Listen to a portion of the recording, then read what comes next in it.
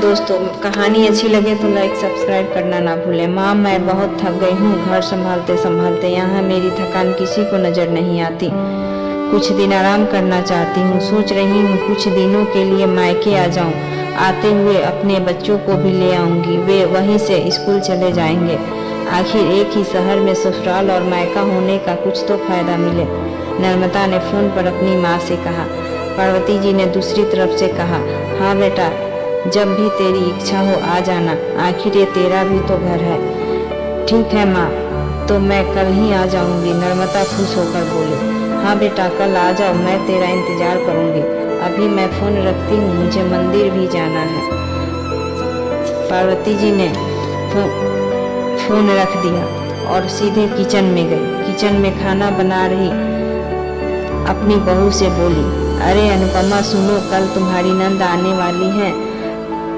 आज बाजार जाकर फल सब्जी और मिठाइयाँ लेकर आना। बेचारी मेरी बेटी ससुराल में नौकरों की तरह काम करती है और उस पर कोई ध्यान ही नहीं देता। यहाँ आएगी, कुछ दिन रहेगी तो उसका मन और तबीयत अच्छे रहेंगे। सास के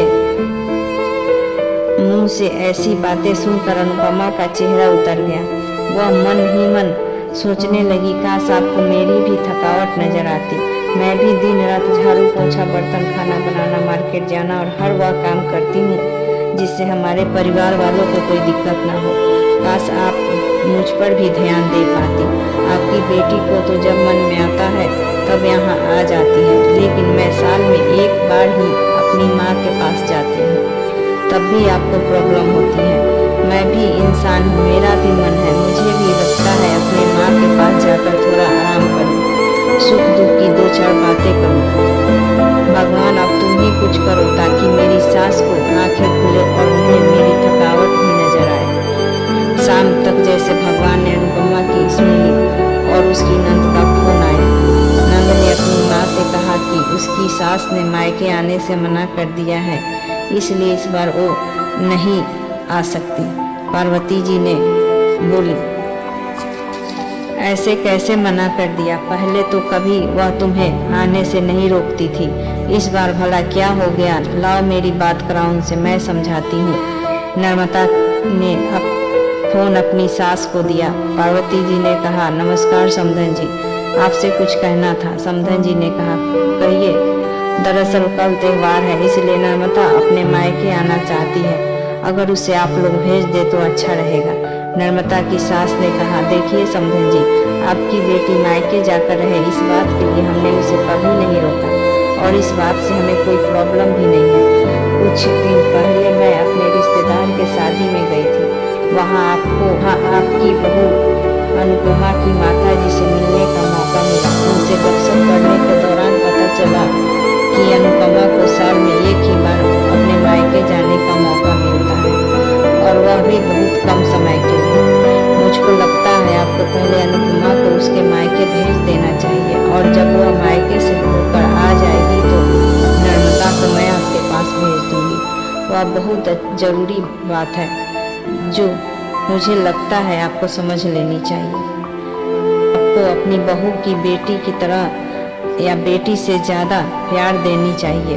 उसे भी मायके जाने की इच्छा होती होगी। हो सकता है नर्मदा को वहाँ आने से उसकी आवभगत करने के लिए आप उसे उसके मायके नहीं भेजती होंगी, या फिर वह आपसे कुछ कहने से डरती होगी। अगर आप उसे घर में कैद रखेंगी तो एक दिन ऐसा आएगा जब वह आपके खिलाफ बोलने लगेगी, फिर वह आपकी सुनेगी भी नहीं और जब चाहे तब अपने मायके जाएगी। ऐसी परिस्थिति है, इससे अच्छा है कि आप ही कुछ बदलाव अमल में ले आए जिससे आपका रिश्ता और रिश्ते की मिठास खराब ना हो। पार्वती को अपने समधन की हर बात में सच्चाई नजर आई। उन्हें महसूस किया कि उन्होंने अपनी बेटी के प्यार में अंधे होकर कभी भी अपने बहू पर मन का विचार नहीं किया। उन्होंने हमेशा अपनी बेटी को अपनी बहू से ऊपर रखा। दूसरी तरफ नर्मदा भी अपनी भाभी के बारे में हो रही इस बातचीत को सुन रही थी। उसने भी रियलाइज किया कि भाभी के साथ वह ठीक से कभी बात नहीं करती और जब वह अपने मायके जाती तो भाभी थोड़ी उदास रहती।